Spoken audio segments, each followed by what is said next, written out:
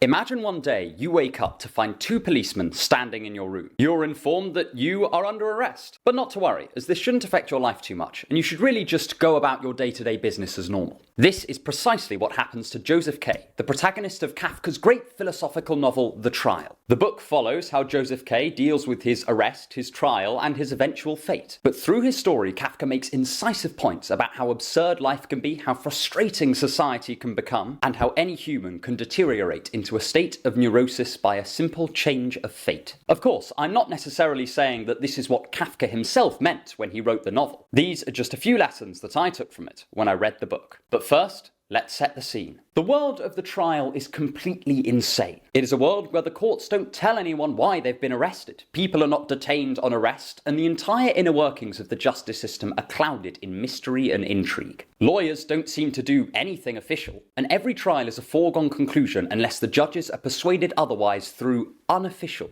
means. Our hero, Joseph K., is arrested and told that his trial is underway. He is not told what his charge is and not told how he can contest it. He is assured that the trial is a very serious matter, but also he is told that it won't affect his life very much. And this bizarre world is how Kafka gives us our first lesson. 1. The absurdity of life. There are few feelings quite as disconcerting as being in a situation that just doesn't make any sense to you. A friend of mine went to an all-girls school in the UK, and she vividly describes one experience where a girl had spread vicious and false rumours about her, causing her to become a social pariah with no explanation. Suddenly, no one would talk to her, and she didn't even understand why. Kafka presents us with an entire world that functions exactly like this. No one knows how the courts work. No one knows when they'll officially be brought to trial, and no one knows when their sentence will be passed. Kay just has to live his life with the looming threat of conviction forever hanging over his head, and the knowledge that the gavel could fall at any time slowly drives him mad. Over the course of the book, he becomes ever more obsessed with his trial. At first, he believes his arresting officers, who tell him that the trial just won't affect his life very much, and so he goes on as normal. But as he interacts with the courts and the lawyers more, and different people tell him that he is in serious trouble, but still won't tell him why, his mind gets sucked into the black hole of Kafka's legal system. At the beginning of the novel, Kay is the chief clerk of a bank, and is highly respected. By the end of it, he is on the verge of losing his job, as he just can't seem to get any work done. The only thing that consumes his mind is his trial. And since his trial is absurd and thus defies understanding, he makes no progress. His mind is forced to dwell on an unsolvable problem that it simply cannot put down. And this slowly devours Kay. Much has been said about how this sort of situation reflects modern bureaucracies, and the word Kafkaesque has been used to refer to everything from the UK's National Health Service to the American government. But I think Kafka's point goes one step deeper than this. If you think about it, we're all secretly in Kay's position. One of the terrifying things about life is the simple fact that disaster could strike at any moment. The author, Jean-Dominique Bauby, was a happy man before a stroke rendered him mentally sound but almost completely unable to communicate with the outside world. In one unpredictable event, his life went from very pleasant to a complete nightmare. And in theory, these sorts of events could strike us down at any moment. Kay's character is an excellent illustration of what happens if we don't learn to deal with this particular version of existential angst. At the end of the book, Kay is unceremoniously executed by the courts, and a lot of people really hate this ending. But I think that's because it draws attention away from Kay's real punishment. Kay suffers far more in the year he spends under arrest, dreading each passing day and wondering whether this morning will be the one he is convicted, than he ever does at his eventual execution. If we look carefully, there is a great lesson in here for us all. There is no shortage of dramatic, sudden and unpredictable events that could seize our mind with anxiety and cause havoc with our mental states. But if we let ourselves obsess over them, then that obsession will end up being far more painful than the actual event could ever be. And I think this is where Kafka serves as a precursor to some later absurdist thought by Albert Camus. In The Myth of Sisyphus, Camus asks us to move past any wish to find meaning in the world or to make sense of it, and instead accepts that it will forever be beyond our comprehension why we are actually here. Instead, Camus wants us to give up on the project of finding meaning entirely. He urges us not to emulate Joseph K's anxiety over his impending trial, but to accept that whatever the outcome is, it will probably be nonsensical, ridiculous and arbitrary, and we're just going to have to make our peace with that. And speaking of arbitrary, that moves us nicely onto our next point. If you want more on philosophy and the art of learning, subscribe to my email list. The link is in the description.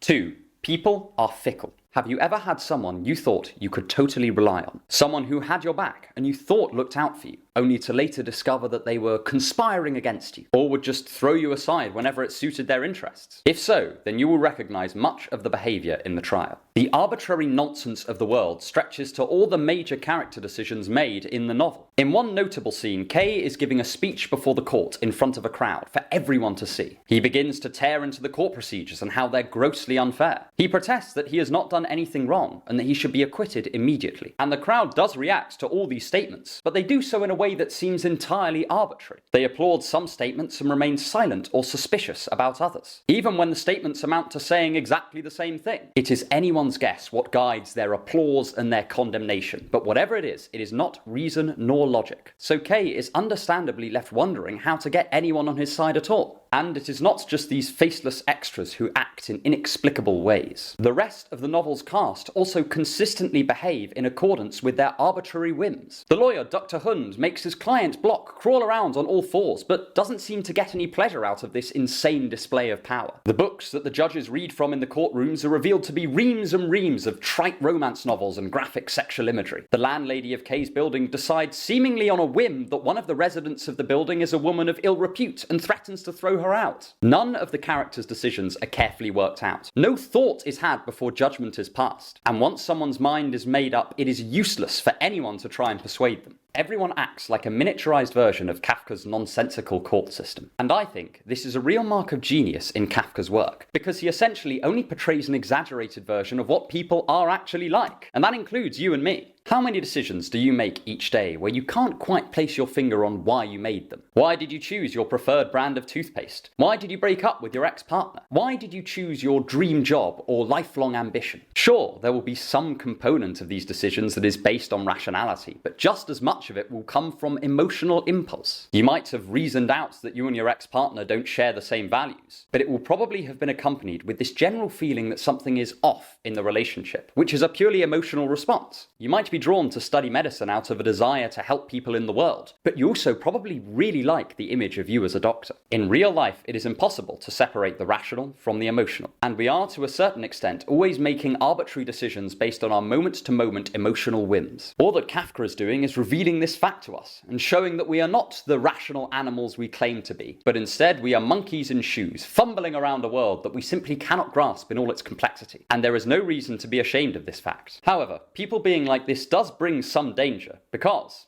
3. People are always watching. Whether you're enjoying this on a phone or a laptop, it will almost certainly have a webcam attached to it. So at least theoretically, somebody could be watching you right now. Somebody could be listening to your breathing. When I think about this, it brings me an incredible sense of unease deep in my soul. It's as if I had just been caught by my parents doing something really embarrassing. This feeling is what Jean-Paul Sartre called the gaze of the other. It is the sudden awareness that we are subject to other people's criticisms, that throughout our lives others will judge us, hold us up to their standards, and find us lacking. And we will just have to deal with this fact. Throughout the book, Joseph K is always being watched by someone. The whole thing starts with 2 police officers invading his home, and then he is barely left by himself for the rest of the novel. In one particular scene, he is pleading with a painter who has internal court connections to intercede on his behalf. But all the while, there is a gaggle of small children watching who comment on his every move. Every time he says something or does something, they shout their judgments, their observations, their witty remarks, and their occasional praise. And it is not just in this scene. Kay is always being examined, judged, and observed by others. It becomes almost a theme that Kay will do something that seems perfectly sensible, like try to defend himself at a court hearing or change lawyers when his one appears to be doing nothing at all, only to be told that he has somehow irrevocably damaged his case. Every action he takes appears to be filtered through to the courts, so that they appear almost omniscient. Everyone he meets of any importance seems to already know who he is, already have heard of his case, and already passed some judgment on it. They either tell him that he will be fine, or that it is very serious, or that it is very serious but he will still be fine. This eventually sends Kay into rages. He cannot simply live without people passing their judgments on him. His private affairs are made public for all the world to see, and everyone seems to be talking to one another about him all the time. Even at his own execution, he is overly concerned with what people think of him, saying that his method of execution was fit for a dog instead of a person. And this is another genius insight into human psychology by Kafka. How people treat Joseph K is almost exactly how a lot of people perceive that they are treated. How often do you feel like people are talking about you behind your back? How often do you feel self-conscious in public? How often does it seem like you can't do anything without someone, somewhere having an opinion on it? Of course, in reality, people are often too wrapped up in their own lives to really care about what you're doing or what you're thinking. But Kafka's novel explores how many of us feel like we are under a bright spotlight with the eyes of the entire world watching us, even when, in reality, no one cares who we are or what we do. The character of Joseph K also demonstrates just how much misery it can cause us when we see the world like this. If we think that everyone is watching our every move, it turns our entire lives into a highly pressurized game of trying to piss off the fewest people possible. I imagine this feeling is what leads to a lot of celebrity breakdowns, and is probably at the root of many people's social anxiety. Kafka's novel reminds us of just how damaging this mindset can be, and it also makes me personally grateful that we don't live in the world of the trial. Or, at least, not yet. And Kay's entire situation is made worse by one key fact. 4. Helplessness. One of the highest predictors of depression and despair is a feeling of helplessness. It is one of the most damaging states of mind imaginable. It essentially robs you of your agency, convincing you that you have no control over your fate. And Kafka illustrates just how depressing truly being powerless would be. Kay is by no means the master of his own fate. He is forever under the thumb of the court system and can do nothing to change his situation. Every trial's outcome has already been established before an arrest has even been made, and all Kay can do is try in vain to stop an already moving train. Halfway through the book, it is revealed that the only two paths forward for Kay are to try and get a temporary delay in his trial and live with the threat of a second arrest forever hanging over his head, or to just keep his current trial in motion for as long as humanly possible. Any actual real acquittal is simply not in question. Kay will have to live with the trial for the rest of his life, and the helplessness of it all is what really damages Kay. It is this which prevents him from working on either his job or his trial documents. It is this that causes him to basically give up on making the best of the situation, and makes him give in to despair. Kay has accepted that he has no agency. His fate is not even remotely his, and the only thing to do is to panic until the verdict finally arrives. Once again, Kafka's protagonist is in a situation that many of us imagine ourselves to be in. After all, in our darker moments, we are all prone to giving in to helplessness, to throwing up our hands and saying that it's all out of our control anyway, and that we are powerless to influence even a tiny jot of our fate. And the thing is, this is a perfectly understandable reaction. To return to Sartre's philosophy, he points out that for many of us, life can be hard and unpleasant. And in those situations, it is extraordinarily difficult to seize hold on whatever power we have in the situation, and to take full responsibility for our own actions. To psychologically protect ourselves, we pretend that we are not free to do anything,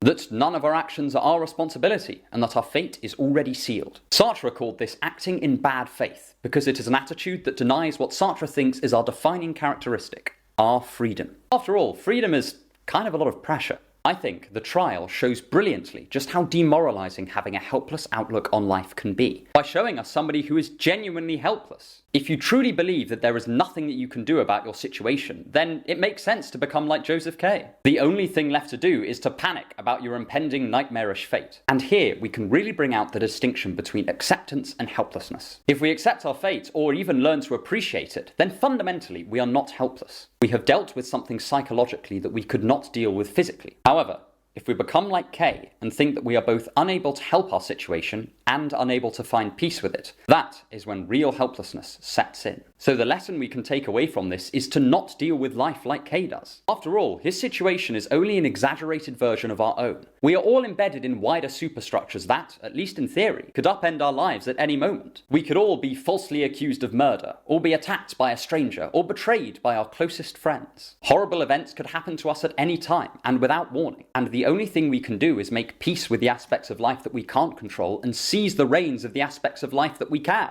This is a lot easier said than done, and arguably the whole existentialist project is an attempt to do this. But at the very least, we can get into a situation that is slightly better than that of Joseph K. Where he sees no hope, we can see glimmers of it. Where he is helpless, we are not. And while we will both end up in holes in the ground, we can learn to enjoy our time while we still have it. I hope you enjoyed this video, and stick around for more on thinking to improve your life.